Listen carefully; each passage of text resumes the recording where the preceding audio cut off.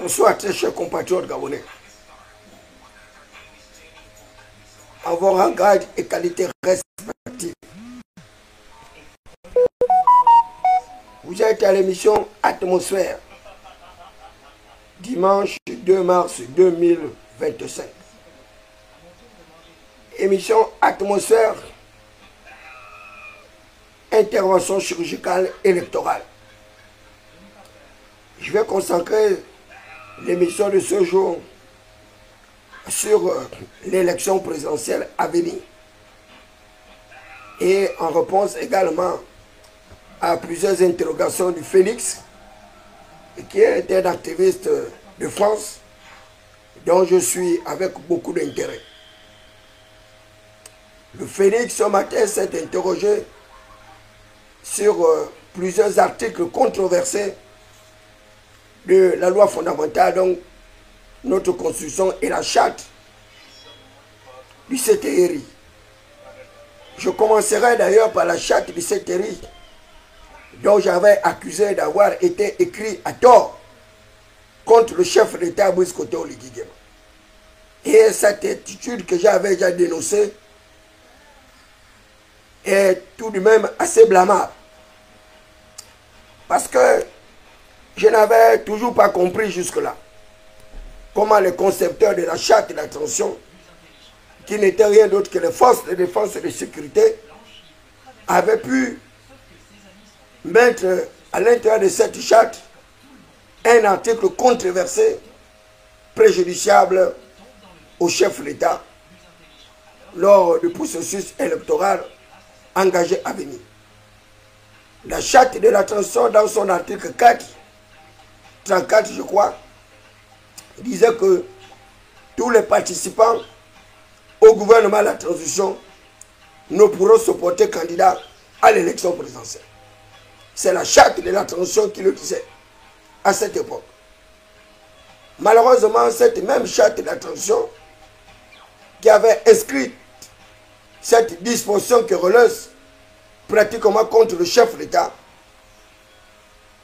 a mis en place un gouvernement de la transition à l'époque avec pour chef de l'État Brice Oligui Nguema, avec pour ministre de la Défense et de l'Intérieur encore Brice Oligui Nguema. Cette incongruité juridique, cette absurdité avait été minutieusement conçue par les conspirateurs, les complotistes tapis dans l'ombre des arcanes secrets, certains de la présidence de la République et d'autres au sein d'autres groupes composants sociétales qui en réalité avaient conçu cette charte-là contre Brice Oligui Nguema contre toute attente. Et c'est tout de même dommage et regrettable.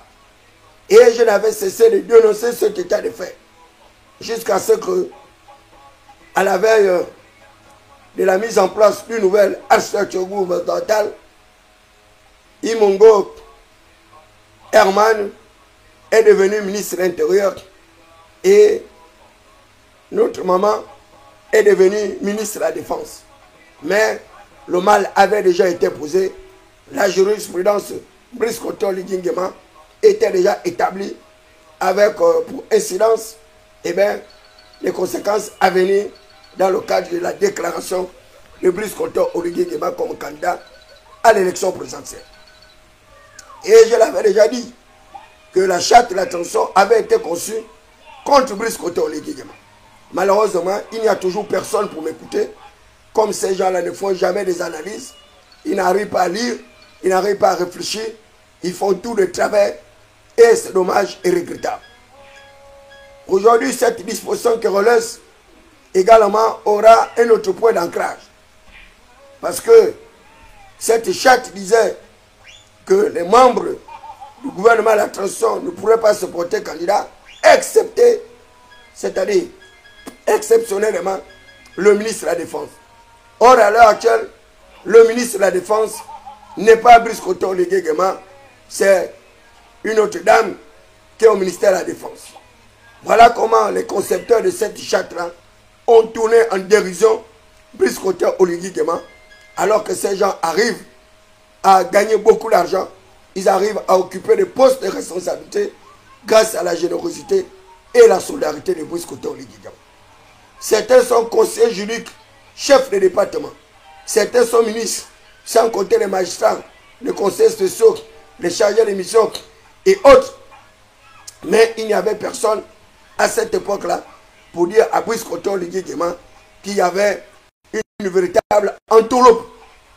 Moi, j'avais à comment j'ai eu le courage, la force, la détermination de le signifier au chef de l'État par des canaux officiels, c'est-à-dire le canal qui nous est scié, ce n'est rien d'autre que les nouveaux outils de communication et d'information dont nous disposons. Malheureusement, le mal avait déjà été établi. Donc, Brice Koto Ligigama a été victime d'une entourloupe. Les membres de la transition, les membres de sa charte, et c'est dommage et regrettable. Parce que dans les organes traditionnels, nous avons le chef de l'État qui n'est rien d'autre que Brice Koto Ligigama. Nous avons le CNT, Conseil national de la transition, et ensuite nous avons le gouvernement. Et je l'ai dit à plusieurs occasions que le CTRI n'avait jamais été un organe constitutionnel, encore moins un organe constitué, et que cet organe-là évoluait en vase clos en toute illégalité. Là encore, cela a permis à mes détracteurs de pouvoir penser à tort ou à raison que David Mbéakoma était devenu le contradicteur du chef de l'État. Malheureusement pour eux, que ces gens-là ne comprennent pas grand-chose de ce que c'est qu'un État de droit, respectueux des normes et garanties constitutionnelles. Car cela ne tient de toutes les façons, ils trouveront les raisons comment est-ce qu'ils vont justifier la validité de la candidature du chef de l'État à la prochaine élection présidentielle à venir. J'ai également dénoncé l'adoption de la constitution actuelle. La constitution actuelle qui a été débattue longuement par toutes les composantes sociétales. Une constitution que le chef de l'État a voulu le plus démocratique possible avec le débat de toutes les couches sociétales. Et vous avez eu affaire à tous les savants juristes, tous les docteurs de la loi, tous les mages, les pharisiens, les sadducéens et autres. Et malheureusement, ils nous ont amenés, bon gré mal gré, à l'adoption d'une constitution à travers un régime présidentialiste rigide que j'ai dénoncé. Ce régime présidentialiste rigide qui allait faire en sorte que le prochain chef d'État soit détenteur de toutes les prérogatives de puissance publique.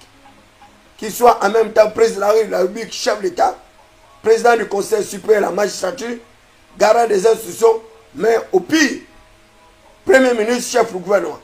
Et j'ai dénoncé cette constitution que j'avais trouvée comme étant un véritable recul démocratique et patriotique. Parce que Montesquieu, dans l'esprit de la loi, parlait du principe séparatoire de pouvoir. La séparation stricto sensu entre le pouvoir exécutif, le pouvoir législatif et le pouvoir judiciaire.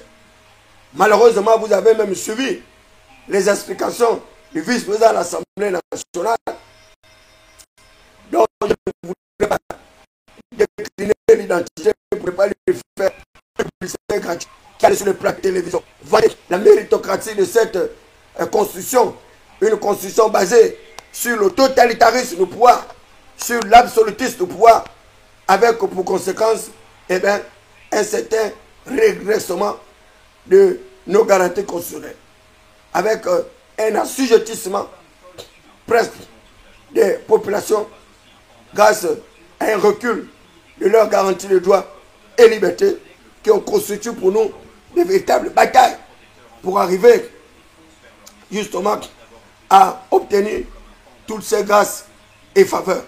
Malheureusement, vous savez, ces gens-là, ils aiment tellement la stupidité, ils aiment tellement la standardisation de la pensée, l'uniformisation et le conformisme immédiat. Et c'est bien dommage et regrettable. Je voudrais également, toujours dans ce sillon d'analyse de cette constitution qui a été adoptée à 92% par voie référendaire. 92% c'est presque l'unanimité, mais il faut également le relever qu'il y a eu un fort taux d'abstention des compatriotes gabonais, et ce fort taux d'abstention, je l'avais déjà souligné, avec les conséquences insidieuses sur l'élection à venir du 12 avril 2025. Moi, David Biakoma, j'ai encore dénoncé également cette constitution pour la simple raison que cette constitution avait également été une fois de plus construite contre Brice Koto-Oligui Nguema. Cette constitution dit quoi? Cette constitution dit que le poste de premier ministre chef du gouvernement va être supprimé. La suppression du poste de premier ministre chef du gouvernement avec une introduction d'une autre stupidité, sinon absurdité, c'est-à-dire l'introduction d'un poste de vice-président du gouvernement. C'est vraiment incroyable et c'est pathétique. Cette constitution que j'ai qualifiée d'hybride, totalement en opposition des véritables constitutions qui devaient révéler le caractère démocratique, patriotique et républicain du peuple souverain. Voilà une constitution qui va donner tous les pouvoirs au prochain chef de l'État. Une constitution dont le pouvoir exécutif ne pourrait pratiquement plus avoir le contrôle. Et ce pouvoir-là va avoir l'ascendance, la suprématie, l'hégémonie, l'autocratie, pratiquement sur toutes les institutions. Alors que le pouvoir exécutif est déjà la clé de voûte de l'ensemble des institutions. Et c'est vraiment dommage et regrettable. Malgré mon appel au ressaisissement, malgré mon appel à la restructuration de cette constitution, eh bien, les gens sont passés outre. C'est le même jusqu'au boutiste béat, sans perspective de paix, de partage et de développement. Malheureusement, cette constitution a été adoptée en des termes identiques, sans aucune modification, pour pouvoir nous prévaloir des affrontements et confrontations à venir. Et là, nous y sommes à quelques mois de l'élection présidentielle à venir. Cette constitution qui avait supprimé le poste de premier ministre après l'adoption, c'est un même conspirateur de Brice Koto-Oligui Nguema, tapis dans le palais présidentiel, tapis dans le pouvoir exécutif, tapis dans le pouvoir législatif, tapis dans le pouvoir judiciaire, tapis dans tous les autres organes de la transition, ont encore une fois de plus créé une autre entourloupe, une autre conspiration contre le chef d'État Brice Koto-Oligui Nguema. Dès lors qu'ils vont inventer un autre réaménagement de la structure gouvernementale contre toute attente, violant ainsi encore la nouvelle loi fondamentale qu'ils ont adoptée à 92%. Ils vont une fois de plus réorganiser la structure gouvernementale par la nomination sinon la reconduction du Premier ministre Raymond Dossima, alors qu'on n'avait pas besoin justement de réunir la structure gouvernementale, alors que nous étions là en phase de nous préparer pour l'applicabilité de notre loi fondamentale. Et je l'ai dit et je le répète, l'actuel gouvernement est un gouvernement anticonstitutionnel, c'est un gouvernement qui est en pleine violation de notre loi fondamentale qui a été adoptée à 92%. Et il faut que vous le sachiez, il faut que le peuple le sache, il faut que les experts en droit objectif, les juristes du chef de l'État arrivent à comprendre ces manipulateurs, ces délateurs, ces conspirateurs qui ont désanobli la légitimité de Brice Koto-Oligui Nguema au sommet d'État, ceux-là qui chaque jour arrivent à mettre des pièges sous le pied de Brice Koto-Oligui Nguema parce qu'ils ont des agendas particuliers, des agendas cachés, parce qu'ils ont les mêmes ambitions que Brice Koto-Oligui Nguema. Mais il faut que vous le sachiez, que mon père Jean-François Toutoumeman, le père des énergies alternatives non renouvelables, c'est-à-dire les énergies cervicales, frappées du sceau du savoir et l'onction à la faculté, comme David Biakoma disait ceci, qui veut dire corriger, enseigner, convaincre et instruire, que l'homme a l'intelligence d'un sot, qu'il est comme le petit d'un âne sauvage, et que les individus doivent avoir les ambitions de leur propre mesure, parce qu'une pièce de 25 ne pourra valoir que 25 francs. Malheureusement, il y a même des pièces de 25 francs qui arrivent à être dévaluées dans un système économique et social où la rationalisation des ressources, des compétences humaines, techniques et financières leur importe peu. Ils vont modifier une fois de plus la structure gouvernementale en confirmant Raymond Donsima comme premier ministre chef du gouvernement. Après l'adoption de la Constitution, ils vont encore créer 2 postes au sein de la structure gouvernementale, c'est-à-dire le poste de ministre d'État, comment on dit ça, ministre d'État des Travaux publics, qui n'est rien d'autre que le général Djégué Zodo, et le ministre d'État de l'Éducation nationale, ma très chère, affectueuse petite sœur Caméliane Toutoum de l'Éducation nationale. C'est vraiment incroyable. Et là, j'apprends que un avocat de renom, paraît-il, Nzirou, aurait porté plainte, aurait déposé une requête à la Cour constitutionnelle. Mais regardez tout le temps que cela a pris pour que Maître Nzirou aille déposer une requête en annulation du gouvernement. C'est de la manipulation, c'est la supercherie. Alors qu'il y a longtemps, j'ai clamé que ce gouvernement hors la loi, ce gouvernement anticonstitutionnel était là, a été mis en place pour une fois de plus compliquer la transition de Brice Oligui Nguema. C'est dommage et regrettable. Parce que une loi fondamentale qui a été adoptée à 92%, une loi fondamentale dont le décret de promulgation s'est accéléré par le chef de l'État, et que cette loi fondamentale a été justement publiée au journal officiel, cette loi fondamentale requiert l'autorité de la chose jugée, c'est-à-dire le caractère exécutoire. Et c'est compte tenu de ce caractère exécutoire que la présence actuelle du Premier ministre, chef du gouvernement, ne se justifie pas, parce que c'est une présence anticonstitutionnelle, et il faut que vous le sachiez, et je vous le dis, ce 2 mars 2025. Et ils ne vont pas s'arrêter là, puisque ces individus sont des véritables bêtisiers à côté du chef de l'État, où ils occupent des emplois bien rémunérés, alors qu'ils sapent, ils détruisent l'action du chef de l'État. Et ce matin, je suis là pour dénoncer tous ces travers juridiques, cette juxtaposition de lois qui aujourd'hui entravent une véritable dynamique de l'État de droit respectueux des normes et garanties constitutionnelles. Je voudrais une fois de plus rappeler aux uns aux autres qu'une fois cette loi fondamentale adoptée, diffusée au journal officiel, et on ne peut plus justifier le fait que la loi fondamentale, jusqu'à l'heure actuelle, ne puisse pas être exécutée. Parce qu'il y a le principe de la généralité de la loi. Le principe de la généralité de la loi. Et là, je vais aborder une autre problématique qui est celle du code électoral. Ces mêmes absurdes intellectuels sortis des universités des pays tropicalisés, des pays malfamés de l'Afrique francophone, ces faux experts en sciences juridiques sortis des PMA, les pays les moins avancés de l'humanité, ces épicuriens, ces mercantilistes émergents aux côtés de Brice Oligui Nguema, ces saboteurs de l'action du chef de l'État, ces conspirateurs, ces délateurs vont encore continuer dans leur absurdité et stupidité en mettant en place un code électoral totalement en opposition de notre loi fondamentale. Ils vont mettre à l'intérieur de ce code électoral des dispositions querelleuses une fois de plus. Des dispositions querelleuses sur les conditions d'éligibilité à la fonction présidentielle.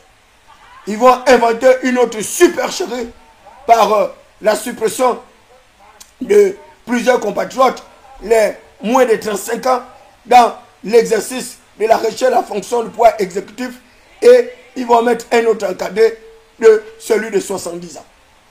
Donc les jeunes de moins de 35 ans ne pourront jamais se porter à l'élection présidentielle. Les vieillards de plus de 70 ans ne pourront pas se porter à l'élection présidentielle. C'est une autre supercherie, une grande absurdité, une incongruité juridique, parce que la loi ne statue que pour l'avenir. C'est un principe élémentaire du droit. Même pour les capacitaires, c'est un cours de première année. La loi ne statue que pour l'avenir. La loi n'a pas un effet rétroactif et par conséquent ne s'applique pas aux situations, actes juridiques qui se sont passés avant son entrée en vigueur.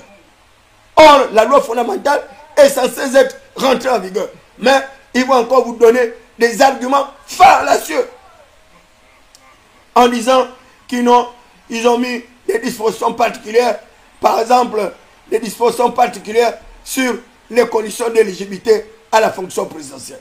Et ces gens-là arrivent à inventer une loi à géométrie variable.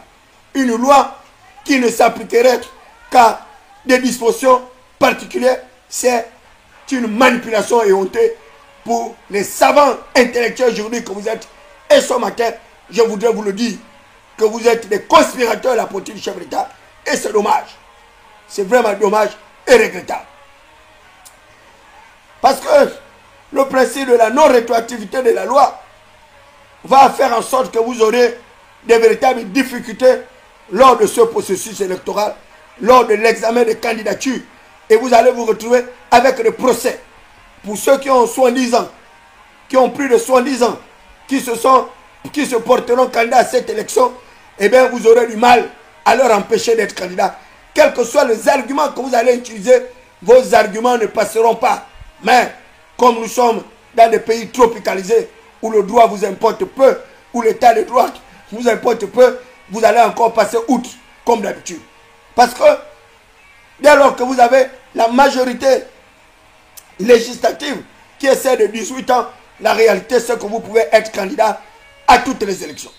Malheureusement, ces gens-là, aussi malveillants qu'ils sont, ils ont supprimé cette encadré des jeunes de 18 à 35 ans qui ne pourront pas être candidats à l'élection présidentielle, alors que ces jeunes-là ont atteint leur majorité législative et pourtant ils participeront à toutes les autres élections. Eh bien, c'est une discrimination et honteux, c'est une ségrégation électorale et je voudrais le dénoncer ce matin. Et c'est le même cas pour ceux de 70 ans. Dès lors que ces gens qui vont atteindre les 70 ans, alors que la loi n'est pas applicable et que vous les aurez écartés, eh bien, vous aurez commis encore un acte anticonstitutionnel. Et c'est le cas du professeur Ondosa qui va certainement prendre ses 70 ans ou bien qui a pris ses 70 ans et qui ne pourra pas être candidat à l'élection présidentielle. Alors que la réalité, c'est que la loi ne statue que pour l'avenir. Et cette loi qui ne statue que pour l'avenir, ils vont vous dire que non, la loi ne sera applicable qu'après l'élection présidentielle parce qu'ils ont mis encore en place une autre moquerie contre Brice Koté Oligui Nguema à travers la disposition 173, la disposition finale, c'est-à-dire de notre loi fondamentale, et la disposition 172. Cette disposition 173 qui dit que la Constitution ne sera applicable qu'après l'élection présidentielle, c'est une véritable stupidité. Il n'y a aucun juriste sorti de véritables universités d'Oxford, Cambridge, Ottawa et autres pour accepter d'être manipulé, de manipuler la loi fondamentale à tout vent de doctrine comme vous avez réussi à le faire. Et c'est minable. Ce genre de comportement est à plein parce que vous êtes des véritables conspirateurs à côté du chef d'État. Vous mangez les milliards cadeaux en tant que conseiller juridique, en tant que conseiller social, en tant que ministre, en tant que préfet, en tant que gouverneur. Vous n'êtes pas à la hauteur des attentes du chef d'État, encore pire, à la hauteur des attentes du peuple souverain, le garant de toute légitimation du pouvoir. Et il faut que vous le sachiez ce matin.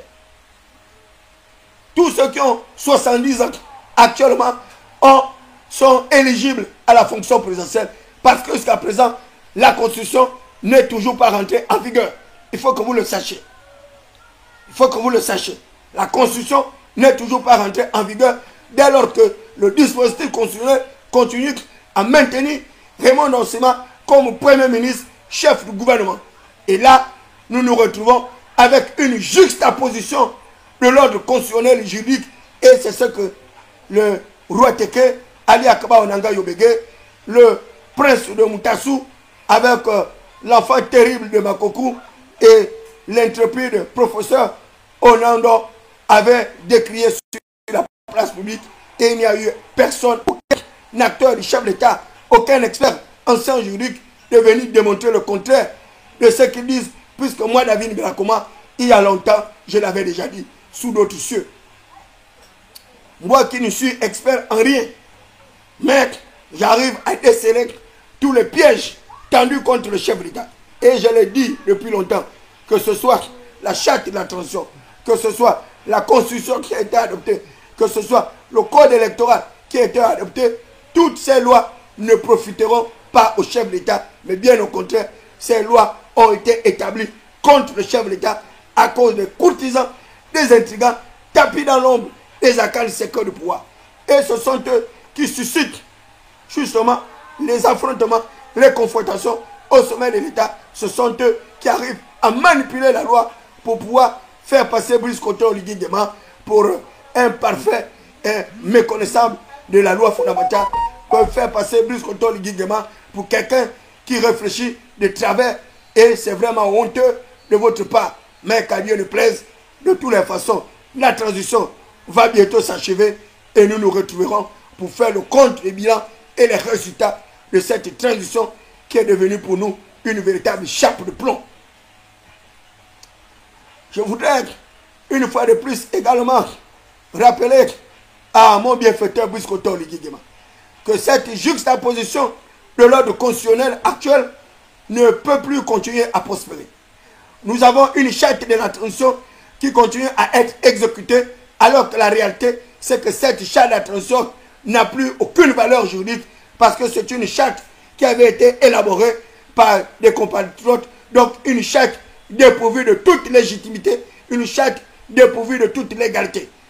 Et dès lors qu'il y a eu l'adoption de la loi fondamentale, mais cette charte-là aurait dû disparaître.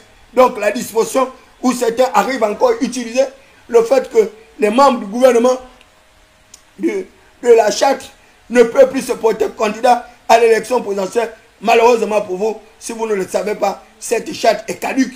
Cette charte n'a plus de valeur juridique dès lors que nous avons adopté une loi fondamentale et à travers le référendum.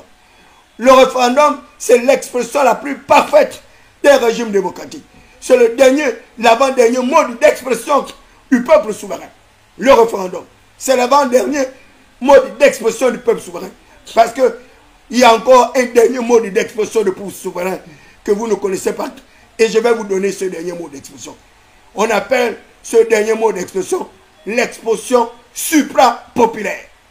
L'expression supra-populaire n'est rien d'autre que la révolution populaire. La révolution populaire. La révolution populaire, nous l'avons connue à l'époque de Moussa Traoré au Mali, où le peuple fatigué de toutes les entourloupes gouvernementales est rentré dans la rue pour mettre fin au règne de Moussa Traoré. La révolution populaire a été également exercée en Côte d'Ivoire avec Laurent Gbagbo pour mettre fin au régime dictatorial de Robert Gueye qui avait falsifié les élections et contre toute attente, le peuple a pris la rue et Robert Gueye est tombé comme un fruit mûr et d'ailleurs il finira par être assassiné. La révolution populaire, c'est le dernier mode d'expression de la souveraineté d'un État. Ce dernier mode va être utilisé à 1789 avec la lutte contre les privilèges monarchiques, la monarchie du pouvoir du roi Louis XIV, la divination du pouvoir de ce roi insensé, autocratique, budgétivore, partisan, égoïste et autres. Et grâce à une France de plus en plus envieuse, assoiffée de la liberté, des valeurs démocratiques, ils vont lancer l'assaut à l'intérieur du palais présidentiel et on va guillotiner le roi Louis XIV avec son épouse et on va jeter les bases de la Révolution française de 1789 qui va une fois de plus consacrer les principes des droits humains et ces principes d'universalité avec un premier principe qui est celui de l'autodétermination, c'est-à-dire le droit du peuple à disposer d'eux-mêmes, mais il y a également un autre principe de l'égalité de tous devant la loi, c'est-à-dire tous les êtres humains naissent libres, égaux en droit et en dignité et qui sont dotés de la personnalité juridique. La personnalité juridique. Et c'est fort de ce concept du droit international que moi, David Berkoumak, je vais encore vous apporter une autre démonstration machosseuse de ces courtisans, intrigants, complotistes de la politique du chef de l'État, Brice Koto Oligui Nguema. Et comme je vous le disais, cette dernière expression populaire n'est utilisée par le peuple qu'en dernier ressort. Je dis bien en dernier ressort. Nous avons vu l'usage de cette expression à l'époque de la Roumanie, où le président Ceausescu va être assassiné avec son épouse. Et des cas comme ça, je pourrais les multiplier jusqu'à l'infini. Donc, souvenez-vous de toute cette expression populaire. Faites attention au peuple souverain. La main du peuple sera toujours au-dessus de la main des dirigeants. Parce que les démocraties pluralistes que vous avez adoptées dans vos lois fondamentales n'est rien d'autre que le pouvoir du peuple, par le peuple et pour le peuple. C'est le peuple qui est le souverain. Et cette souveraineté-là s'exprime à travers la représentation populaire. Cette souveraineté s'exprime à travers le pouvoir électoral du peuple, à travers leur bulletin de vote. Et c'est pourquoi je vous invite ce matin, très chers patriotes, de ne pas braver votre bulletin de vote pour quoi que ce soit, pour qui que ce soit. Et ne donnez pas vos récépissés à ces individus malfamés, ces budgétivores sans base électorale, ces escrocs qui ont accompagné le chef de l'État tout au long de cette mandature, qui ont méprisé le peuple, qui ont malmené le peuple. Et aujourd'hui, ils se trouvent au bord du chemin parce qu'ils aimeraient une fois de plus protéger leurs acquis macabres. Ils voudraient une fois de plus protéger leurs intérêts, protéger les intérêts de leur famille, les intérêts des nantis, des plutocrates émergents, des aristocrates, des bourgeois, ces mercantilistes épicuriens qui ont jeté le peuple dans le tourment, incapables d'aider le peuple à avoir accès à des minima sociaux, avoir accès à l'eau potable, avoir accès à l'énergie, avoir accès à la formation, avoir accès à un logement décent, avoir accès à ces prérequis. Et ce sont ces idiots, ces ignares ménopausés politiques sans base électorale qui aujourd'hui viennent vers les gens, viennent vers David Biakoba pour dire que nous allons continuer à chanter leurs cantiques et louanges mortifères pour justement satisfaire leurs appétits gourmands, leurs appétits fantasmagoriques. Ils ont mangé pendant près de 16 mois avec Biscoteur les Guiguema, en nommant les membres de leur famille, leurs copains, leurs cousins, leurs consanguins, leurs fantassins, leurs maroquineries. Et pendant ce temps, nous sommes restés à la rizière, en train de nous lécher les babines, pendant qu'eux, ils mangeaient les mains succulentes. Et aujourd'hui, ces individus, ils ont le courage, ils ont l'entrecuidance, une fois de plus, de venir vers nous pour demander nos bulletins de vote. Vous êtes des misérables. Hier, vous avez chanté la cigale, que vous étiez le maître de l'univers, que vous étiez le maître de la démocratie, que vous étiez le maître du suffrage universel. Sur quelle base vous revenez maintenant dans les quartiers à pieds joints pour demander les bulletins de vote des gens, pour demander leur inscription, pendant que vous avez mangé avec vos familles, aux côtés des biscotteurs les guignements? Est-ce que vous vous êtes souvenu de nous, que nous étions des électeurs, que c'est nous qui devons légitimer ce pouvoir moribond, ce pouvoir aujourd'hui qui nous étouffe comme une chape de plomb, en favorisant rien que les leurs, en favorisant et déscolariser, analphabétiser des individus sans aucun niveau de conscience, sans aucune intellectualité. On les nomme à de hauts postes de responsabilité. Des conseillers de ceci, des conseillers de cela, des chargés d'études de ceci, des chargés d'études de cela. Et nous qui avons le minimum de diplômes, on nous laisse à la rizière. Et même lorsque le chef de l'État me reçoit, ils arrivent à voler ma nomination, à me malmener, à m'insulter. Maintenant, nous sommes à la fin de la transition. Maintenant, on va voir qui est qui. On saura qui est capable de quoi, qui aurait pu faire quoi que ce soit. Vous avez volé mes chaises, vous avez volé mes tentes, vous avez volé mes sonos, vous avez volé mes caméras, vous avez volé l'argent que le chef d'État vous a recommandé de me donner pour pouvoir préparer la campagne du chef d'État. Vous avez payé le QG pendant 6 mois. Mais les amis, je vous le dis, cette semaine-là, je vais vous apporter la preuve que c'est moi, David Biakouma, et que je suis le meilleur de vous tous, et que j'ai toujours été le meilleur.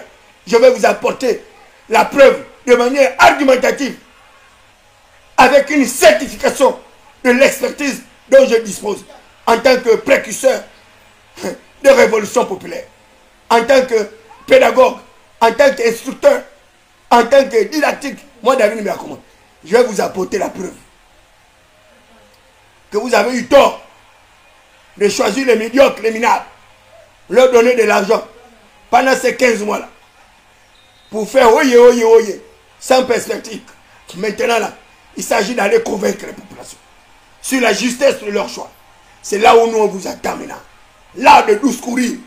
On va voir maintenant si vous êtes les fils de l'oralité, que vous êtes les fils de la maîtrise de la parole, La parole qui était au commencement. La parole qui s'est fait chair. La parole qui a brillé au milieu des siens. Mais les siens ne l'ont point reçue. La parole qui avait été rejetée par les siens. Mais la Bible dit qu'à tous ceux qui ont reçu cette parole, on leur a donné le pouvoir de devenir enfants de Dieu. On leur a donné le pouvoir de marcher sur les serpents, marcher sur les scorpions, marcher sur toute la puissance de l'ennemi. Marcher sur toute la puissance de l'ennemi. Vous avez été les ennemis de David Blakoma. Pendant 16 mois d'exercice du pouvoir, vous avez été mes conspirateurs, mes délateurs, mes calomniateurs. Les amis, les 2 semaines qui restent là, je vais vous créer un tsunami électoral. Un tsunami électoral. Je vais vous créer un tremblement électoral. Et vous allez vous souvenir de David Blakoma toute votre vie. De la même manière, j'avais dit à Ali Bongo Neba que tu ne seras pas le prochain président du Gabon. Quel que soit tout ce que tu vas faire. Parce que moi, en ma qualité de fils d'Isaka, fils de prophète, le ciel a décidé autrement que toi, tu ne seras pas président. Mais les amis, je vais prophétiser contre votre vie cette semaine-là. Parce que je suis un prophète. Ce qui sort de ma bouche, l'Éternel qui m'a oué l'accompli. L'arc de puissance sera brisé cette année. L'arc de puissance sera brisé cette année. Les faibles ont la force pour ceinture. Mais la force est à l'Éternel des armées. C'est l'Éternel des armées qui institue les princes et les autorités. C'est l'Éternel des armées, le Dieu du Gabon, ce Dieu gigantesque qui établit le roi. C'est l'Éternel des armées, le Dieu de David Blakoma, qui a enfanté l'intelligence, qui a enfanté le néant, qui a enfanté le substratum. Cette année, le Dieu du Gabon va vous surprendre. Faites vos prévisions électoralistes. Continuez à faire vos calculs. Mais vous savez, il y a un général nigérien. On l'appelait Mouchu, on l'appelait Sani Abacha. Un général méchant, autocratique, dictateur. Sani Abacha, un général nigérien. Sani Abacha va prendre le pouvoir au Nigeria par la voie non recommandable, la voie non démocratique. Il va faire un coup d'État électoral. Il va prendre le pouvoir en dehors du respect des normes constitutionnelles. Et il va s'ériger au Nigeria comme un monarque, comme un sycomore, comme une forteresse, comme une montagne fortifiée. Il va faire la transition. Une fois la transition finie, Sani Abacha va rentrer dans le chancre du pouvoir, dans la luxure du pouvoir. Et le goût du pouvoir va entraîner Sani Abacha dans la démence comme David Blakoma. Ses névroses psychotiques vont augmenter comme David Blakoma. Il va devenir un mégalomane politique. Un mégalomane politique. La mégalomanie politique, c'est la maladie dont souffrent plusieurs chefs d'État africains. Cette mégalomanie politique vous rend aveugle, vous rend sourd à la volonté du peuple, vous rend apathique, vous rend morose. Donc le peuple peut crier, vous ne l'entendez plus. Le peuple peut pleurer, vous ne l'entendez plus. Parce que la luxure, les bienfaits du pouvoir suprême vont vous entraîner vers l'exclusion, la marginalisation de cette même population qui constitue pour vous un allié, un bienfaiteur. Sani Abacha va finir la transition. Il va se porter candidat à une élection présidentielle. Il va gagner l'élection, un premier mandat. Le deuxième mandat, il va ouvrir la voie de la démocratie. Il va continuer à poursuivre la voie de la démocratie. On va faire l'appel à candidature, comme ce qui est en train de se faire au Gabon là. Les candidats vont se mettre à la porte de la présidence de la République. Des milliers de candidats, comme actuellement au Gabon là. Des candidats à faible impact sociologique, des candidats sans diplôme, sans papier, sans unité productive, des candidats fantassins, des margouillas candidats, des crévards candidats, des cafards candidats, des cancres candidats, des moustiques des candidats gazelles, des misérables candidats, qui viennent tourner le peuple en dérision, des bourriques candidats, des misérables candidats, qui n'ont même pas le minimum que David Mbela a, comme science, comme savoir, comme expertise. Des candidats médiocres. Je dis bien des candidats médiocres, des misérables. Et parmi ces vauriens candidats, ils vont trouver un candidat crédible qu'on appelait Moshood Abiola. Moshood Abiola était l'homme le plus fortuné de tout le Nigeria. Il était l'homme le plus riche de toute l'Afrique francophone. Moshood Abiola, un Nigérien. Il avait plus de 6000 taxis. Quand vous arrivez au Nigeria, les Nigérians qui viennent ici au Gabon, ce sont des pauvres types au Nigeria. Un vrai Nigérien ne peut pas venir au Gabon. Il n'y a pas un pays aussi riche que le Nigeria que j'ai connu dans l'humanité. Avec l'Afrique du Sud, avec le Congo. Lorsque vous voyez un milliardaire nigérien, il est milliardaire. J'étais au Nigeria, à Kanalaota, chez mon père, le docteur David Oyedepo.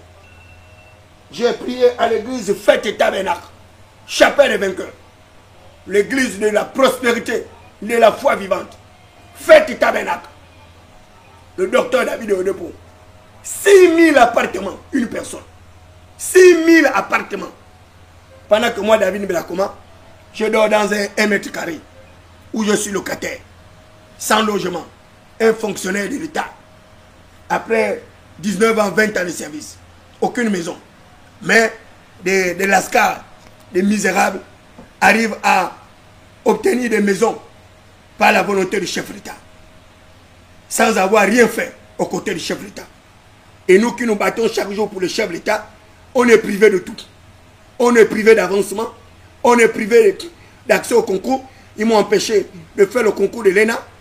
Ils m'ont empêché d'aller en formation. Ils m'ont gardé pendant 4 mois sous bon de caisse. Ils m'ont torturé. Ils m'ont meurtri. Moi, David Mbela, Prince Adouma, défenseur de la majorité républicaine, défenseur du chef de l'État. Et c'est moi qu'ils ont trouvé comme marchandise à exploiter.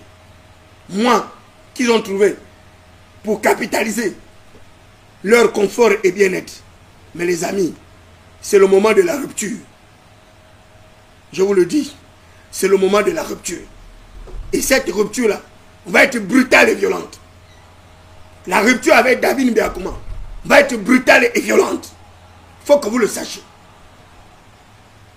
Parce que moi, la nature m'a appris à me défendre. Je disais lorsque ces gens-là étaient en train de vouloir me radier de la fonction publique, je leur ai dit, vous ne me connaissez pas. Moi, je ne me bats pas avec les gens n'importe comment. Mais quand vous voulez m'emmerder, il n'y a pas plus grand emmerdeur que moi. Mon père Jean Boniface Asserik disait que si vous êtes des conspirateurs, il n'y a pas plus grand conspirateur que lui. Je suis à l'image de mon père Jean Boniface Asserik. Nous sommes les plus grands conspirateurs de ce pays-là. Il vaut mieux nous avoir avec vous que de nous avoir contre vous. Parce que moi, ma conspiration repose sur des valeurs juridiques. Ma conspiration repose sur l'opinion publique. Ma conspiration ne repose pas sur ce que vous faites là. Les gens vont par-ci par-là, ils appellent d'autres personnes pour venir dans leur bataille, leur aider à vaincre leurs adversaires, leurs ennemis. Non, les amis. Moi, je me suis toujours battu seul. Je me suis toujours battu seul. Et les batailles que j'ai menées seul, je les ai toujours toutes remportées.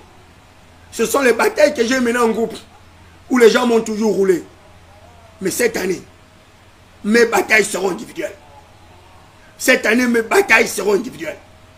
Cette année, mes batailles seront individuelles.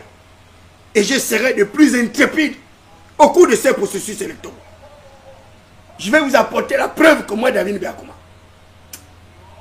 il vaut mieux m'avoir de devers vous que de m'avoir de l'autre côté.